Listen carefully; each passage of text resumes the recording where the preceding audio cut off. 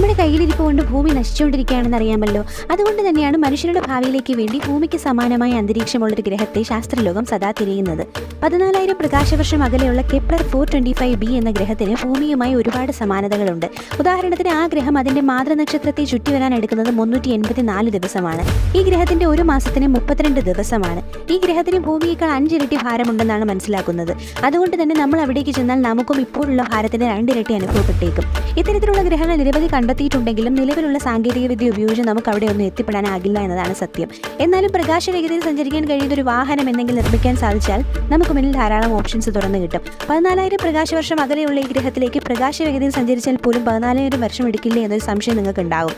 എന്നാൽ പ്രകാശ വേഗതയിൽ സഞ്ചരിക്കുമ്പോൾ സമയം ഒരു ഫാക്ടേ അല്ല. പ്രകാശ വേഗതയിൽ സഞ്ചരിക്കുന്ന ഒരു വ്യക്തിക്ക് സമയം അനുഭവപ്പെടില്ല എന്നുള്ളതാണ് നമ്മൾ മനസ്സിലാക്കേണ്ടത്. അതായത് ഭൂമിയിലെ സമയത്തിന് പിന്നീട് പ്രസക്തി ഉണ്ടാകില്ല. പുറപ്പെടുമ്പോഴുള്ള പ്രായം തന്നെയായിരിക്കും ആ വ്യക്തിക്ക് അവിടെ എത്തിച്ചേരുമ്പോഴുള്ളത്.